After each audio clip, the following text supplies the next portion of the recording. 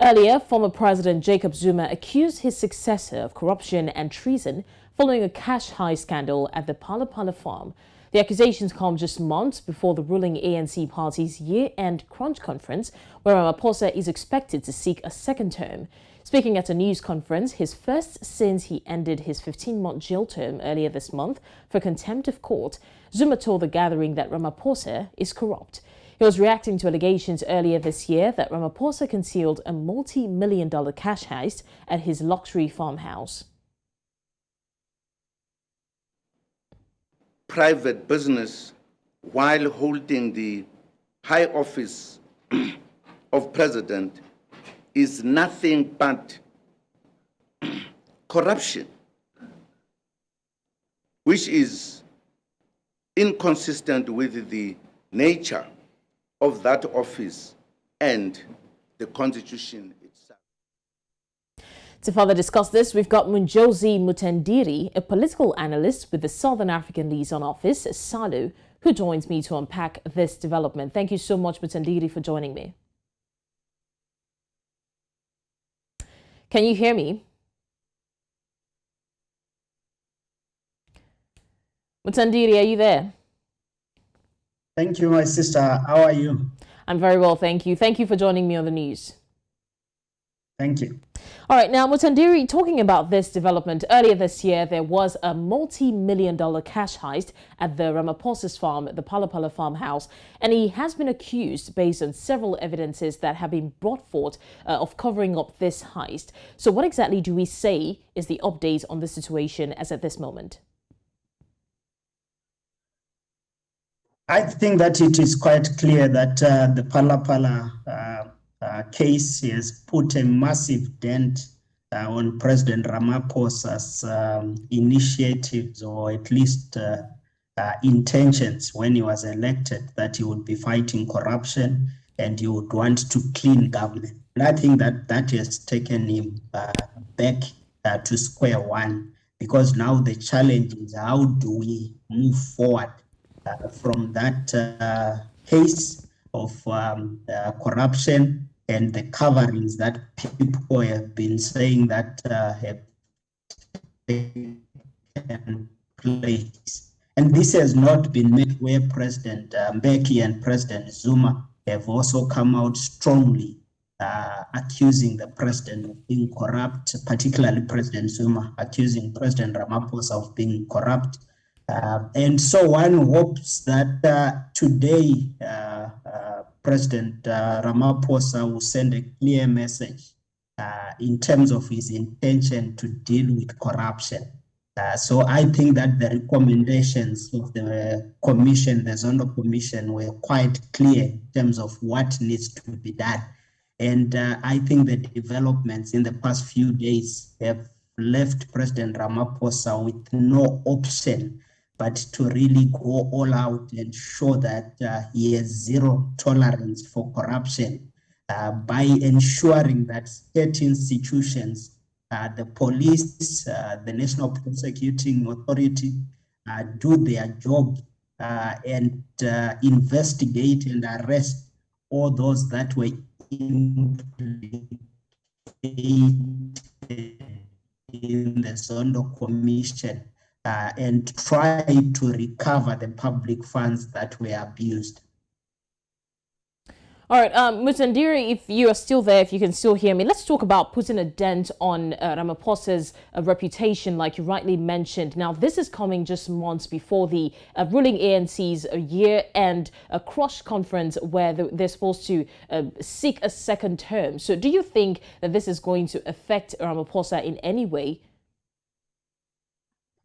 It's a catch-22 for the ANC itself, because I think that internally they have to show, convince the nation that they have what it takes to lead this country, and that means to root out corruption within government, within the private sector, and they have to show by example.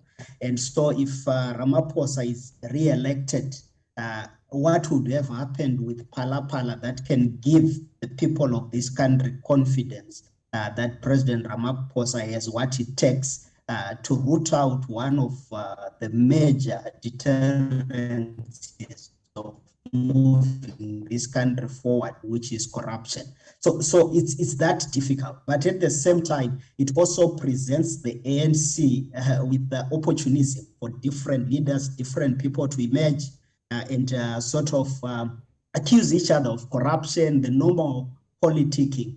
And at the center of that, you then negate the issues that would really take the country forward in terms of rebuilding it from COVID, rebuilding it from the years of corruption that had come strongly on this country. Okay, and also I'm going to like to ask you a question as regards Raymond Zondo's panel that he set up, talking about the Chief Justice now. There is a panel he set up to investigate corruption on every level, and we see that has brought Jacob Zuma's case as well as Ramaphosa's case to the forefront. Now, we also hear that Jacob Zuma is accusing Ramaphosa of being corrupt, but my question to you is he in the right position to do that, seeing how he is also facing graft charges as regards the Raymond Zondo's panel? I think I lost you there. I lost you a lot. All right, let me give it a second try. So I'm asking regarding Raymond Zondo's panel that was set up to investigate corruption on every level. We see that Jacob Zuma's case, the graft charge, was brought forth, and also Ramaphosa's Pala farm issue. And now we hear that Jacob Zuma is accusing Ramaphosa of being corrupt and telling the whole of the country not to look to his direction. Do you think he's in the right position to do that? So that's the point I was trying to raise earlier, that what it does is then take us into the realm of politicking without really addressing the challenges that need to be addressed. So in terms of President Ramaphosa, President Zuma's remarks, it was quite clear he was cutting, he was clear that what the president had done is corruption and it should not be allowed in this country. But given that he also has his own massive cases of corruption and all those things, and we know that he also knew that the president would be addressing the country today around the issues of corruption. What a better way to put him in a difficult position to be able to go all out and attack.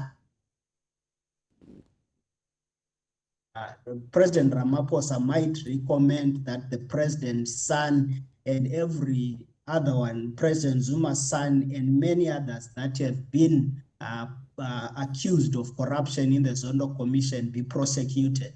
So if he charges the state apparatus to do that, one would say President Zuma was trying to protect himself yesterday by accusing President Ramaphosa. But also the reality is that the Pala case is a serious matter that needs to be investigated.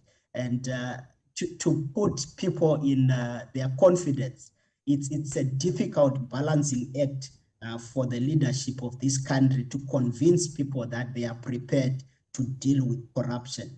That's why I was saying that it would be difficult for President Ramaphosa today, but I expect that it would give him a charge. What has developed in the last few days, it would give him a charge to really show the country that I have done nothing wrong. It should be investigated. Pala should be investigated to the last dot, but at the same time, the Zondo Commission recommendations must leave no sacred cows. Everyone was implicated, must be investigated, and the law must take its course. But without ambiguity, what this has done is put South Africa at a political dilemma in terms of the kind of politicking that you are going to see between now and the election in the ANC in December. All right, we're all looking forward to Ramaphosa's address later in the day, and hopefully he clarifies a lot of things that we are expecting to hear. Thank you so much, political analyst with Southern Africa Liaison Office, Munjodzi Mutandiri. Thank you for your time. Thank you so much.